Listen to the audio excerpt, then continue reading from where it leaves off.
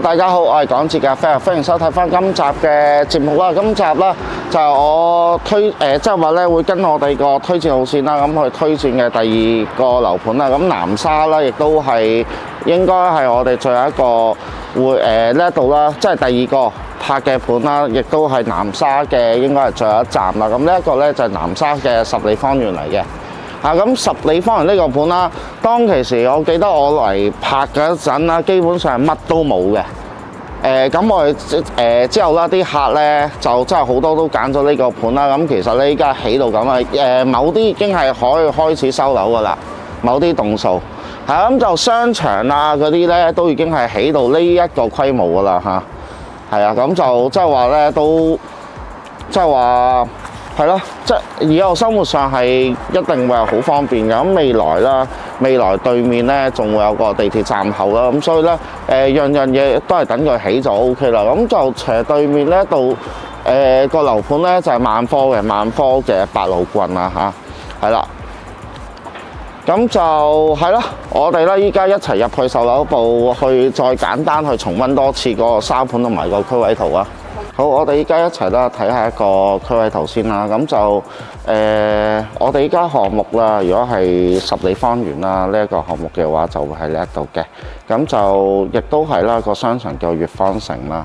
係啦，咁就我哋啦第一個推薦嘅盤啦，拍咗嘅就係時代天日啦，就喺旺角呢一邊啦。咁其實咧都係一條直路可以嚟到嘅。咁就下少少啦，就係區府招門嘅位置啦，金洲位置啦，跟住呢一邊咧就係南沙灣啦。之後呢一邊咧係環力同埋個明珠灣呢一邊嘅嚇，係啦。咁所以咧就佢個位置咧去到18號線啦，其實都係講緊10零分鐘嘅車程啊。呢條18號線係快線，半粒鐘咧可以直達到廣州嘅市區嘅嚇。係啦，廣州嘅市區冼村啊、琶洲嗰一帶嘅。咁就其實咧你話喺香港點樣過嚟啊？我諗亦都係啦，一樣啦，就係由西九龍啦出發去到慶盛啦，慶盛之後咧再搭多2個站去旺角，咁可能要轉停車嘅。目前係咁啦，咁未來喺呢一邊對面啦，係會有地鐵站啊，有規劃㗎嚇，係啦。咁但係咧呢一個可能個時間性就會長少少嘅。好，跟住之後啦，我哋啦就睇翻個沙盤啦。好啦，我哋睇翻個沙盤啦。咁個項目其實係好大嘅嚇，唔止話有顏色嘅呢一對啊，後面亦都係啊嚇喺度，依家喺度拆遷緊嘅。咁咧項目咧分係1期啦，1期係依家喺度交緊樓啦，跟住依家在售嘅2期啦，呢一度咧係3期打緊地基嘅，後面就係4期、5期啦。咁所以咧呢個項目係非常之大型嘅嚇，咁同埋咧佢起出嚟啲樓嘅外觀啦，咁大家如果頭先見到嘅都非常之靚仔啦。呢一度咧係搭有個商場喺度嘅，搭有個商場係啦。咁其實咧過咗山後面就係區府嘅位置啦。咁所以咧其實咧過到去都好快嘅。咁區府嗰度有好多唔同嘅商場喺嗰邊啦，同埋都已經係起到好成熟。配套都齊全晒㗎啦嚇，係啦。跟住之後啦，就呢一邊啦，樓盤斜對面頭先講過啦，係萬科啦。咁其實佢呢一邊咧，再落到嚟咧，係一個叫麒麟新城嘅。咁嗰度咧，亦都係非常之大型嘅項目啊。咁入邊應該都有好多唔同嘅配套啦。係啦，咁所以呢個項目位置咧，我都係覺得咧呢一度咧係住落幾舒服嘅。我哋其實嗰陣時咧買呢一邊嘅客戶啦，好多其實都係喺南沙做嘢，或者係佢哋公司啲總部定係分部喺南沙，咁佢哋成日會過嚟南沙，咁所以咧全部佢哋都係揀晒呢個項目啊，包括就即係問咗我啲意見啦，或者係佢哋啲同事嘅意見咧，都係覺得呢個位置好好嘅嚇，咁所以咧即係呢個項目都幾推薦下啦。咁就同埋咧，依家賣緊嘅棟數啦，其實就係呢3個紅色牌嘅，即係6棟、7棟同埋就係個11棟嘅。佢嘅戶型都比較多啊嚇，其實由78方啦，78方去到117方都有嘅嚇，咁就有5個戶型嘅。我哋依家一齊去睇下個示範單位啊！依家啦，其實咧要上去睇示範單位嘅，咁就咧，但我見到啲嘢都全部整好晒。其實我上次嚟到都已經係整好晒，但係咧就唔係呢個時間段喺度啦，因為我哋頭先架航拍機太耐冇飛過，咁喺嗰度整咗好耐，我哋先至可以飛到，勉強咁樣拍到航拍俾大家，咁所以搞到啲時間係夜咗好多。係啦，咁就呢一度其實基本上咧係實景嚟㗎啦。即係以後咧，大家收樓啦，就已經 exactly 咧係咁嘅樣嘅，係啦，咁就所以咧係都即係話係算係咁啊，幾靚下噶啦。夜晚佢啲燈飾開埋出嚟，其實係咯，又有一個唔同嘅風味喺度啦嚇，係啦。跟住之後咧，我哋咧就去示範單位咁佢啲大堂我相信都整好咗㗎啦，咁就所以咧我哋咧順手都睇埋啦，好冇？呢一度咧就係個11棟樓下嘅大堂嘅，係咯。咁大家見到佢其實整出嚟嘅檔次其實都真係唔差，不過大堂就真係唔係好大啊嚇，即係對比某啲樓盤咧，有啲樓盤咧係好大嘅。係啦，咁就係咯，嗰啲嘅話都係兩梯5戶啦。咁我哋依家一齊上去睇一睇。好，我哋依家一齊啦入嚟睇下呢一個戶型啦。首先睇嘅就係89方啦，入到嚟亦都係鞋櫃位啦。跟住之後咧就係個廚房啦。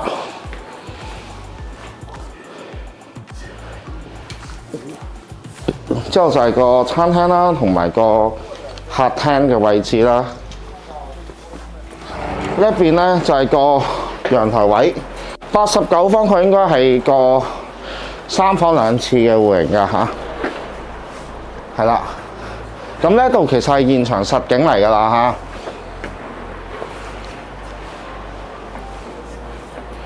嚇。好，跟住之後咧，我哋咧去睇埋啲房間啦。首先呢一度啦，客廳轉入嚟第一間咧就係呢一度啦。咁呢一度佢都係整咗係一間兒童房啦。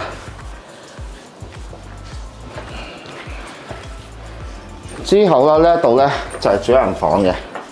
客廳正對住入嚟咧係主人房啦。咁所以咧佢係有個套廁喺度啦。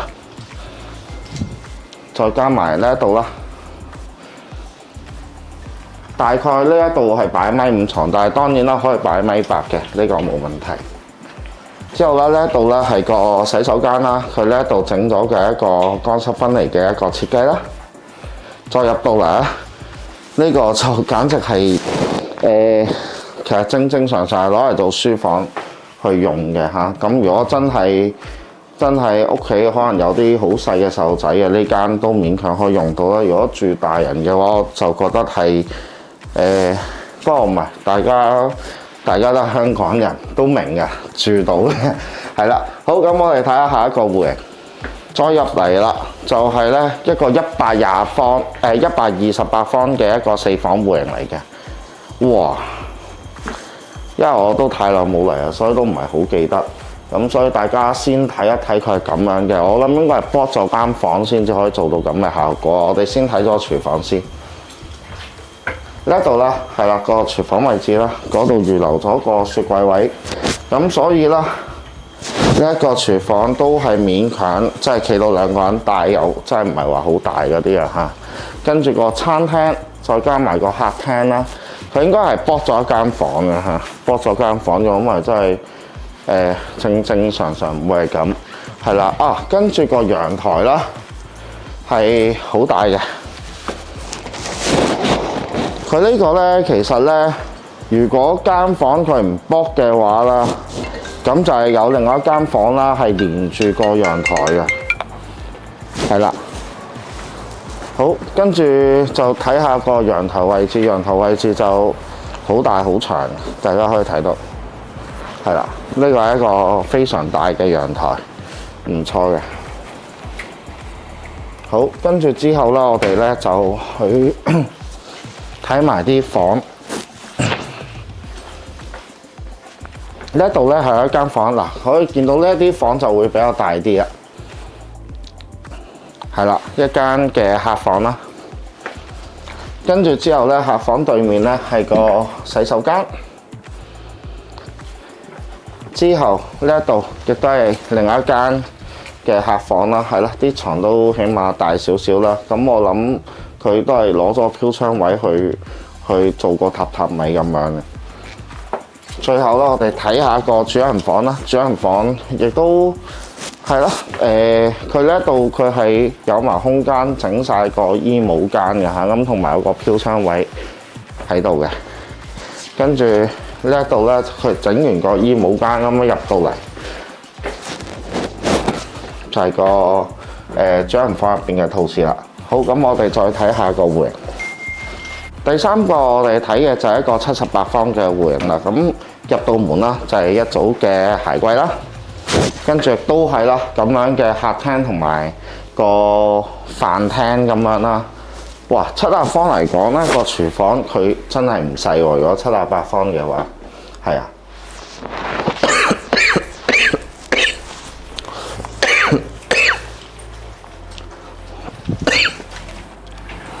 跟住呢度咧係個陽台。咁其實近排大陸放開完之後啦，出邊基本上好多都係陽神，我都唔知自己有冇感染㗎嚇。係啊，咁喉嚨係有少少唔舒服嘅。之後，哇，78方嚟講，佢間房又幾大下喎。如果呢一個嘅話，78方係啦，佢話係2+1嘅戶型嚟嘅，咁即係3房啦。咁所以呢個房應該就係陽台保建嘅啦。所以咧呢一度咧係計一半嘅空間，係啦。咁呢一度做個書房就啱啱好噶啦。跟住啊，再睇一睇就係呢一度咧個主人房，主人房都好似冇頭先間房咁大添喎，係咪先？係啊，咁係啦，就少咗個套廁咯，係啦。但係佢差唔多，如果80方嚟講，大概200零萬，係啦，都 OK 嘅，因為咧真係南沙畢竟咧係真係好多規劃落到嚟嘅嚇，係啦。好，我哋再睇下第四個戶型。再睇落嚟啦，就係呢個97方嘅戶型啦，97方咁亦都係入門口就係個鞋櫃位啦，跟住之後咧就係個客廳同個飯廳啦，再加埋個廚房。廚房其實亦都係同78方定係啦差唔多嘅大細啦。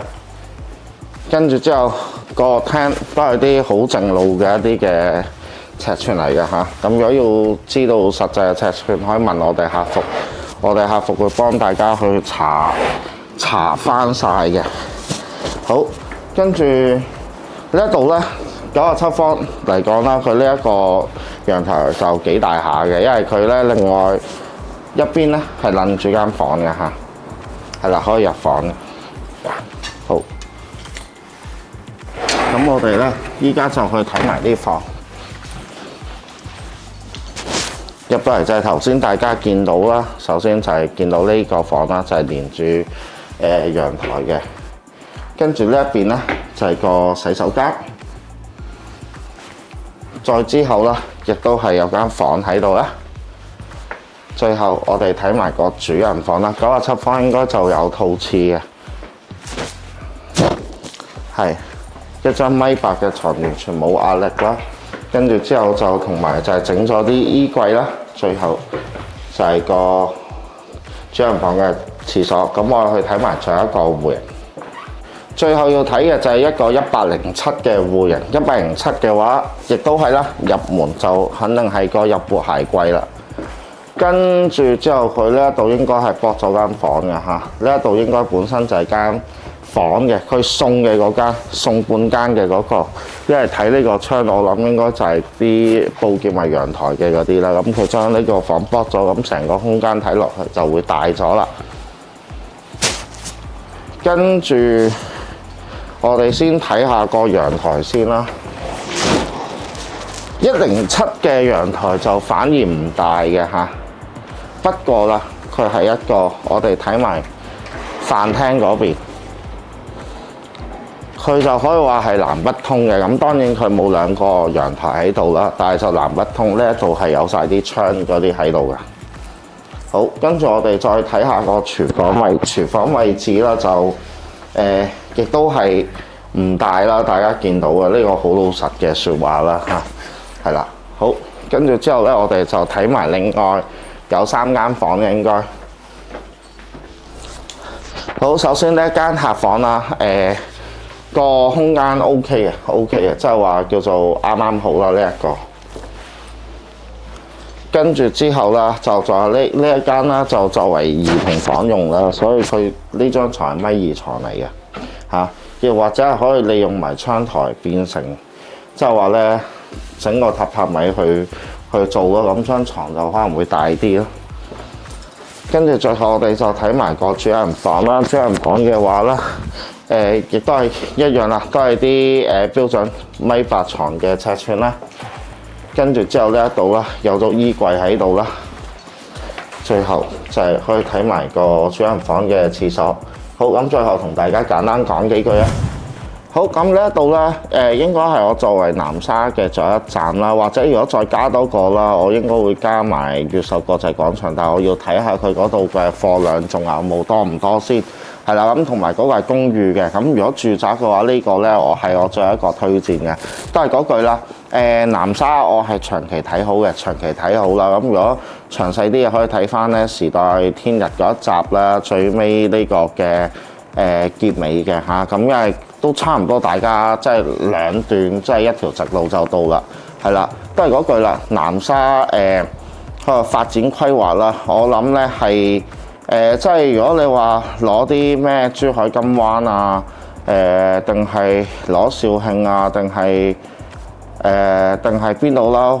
就算係惠州啊嗰啲咧，其實都冇辦法同呢邊比嘅嚇。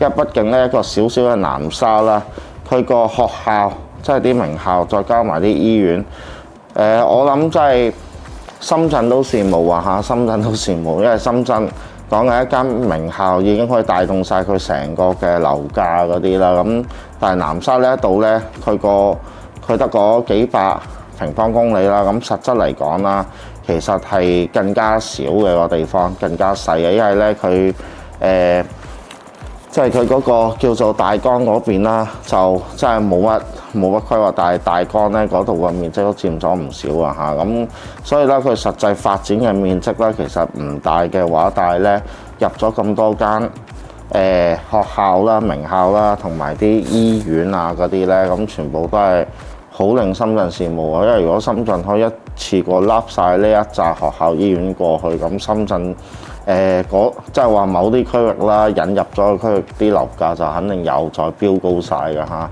但係咧，偏偏呢一紮醫院、學校全部都濃縮晒，喺集中晒喺南沙呢一邊呢個區域嘅，咁所以淨係有呢紮嘢我都已經係信心好大啦。再加埋啲鐵路網啊，同埋佢本身啦，佢一個大灣區嘅正中心嘅一個位置啦，咁所以咧長期發展係 O K 嘅。再加埋如果睇翻對比翻廣州最大嘅即係話咧高價嗰啲嘅樓價啦，即係發展起嘅區域啦，同呢一邊即係確實個差距好大嘅嚇。咁所以咧無論點都好，我都非常睇好南沙嘅。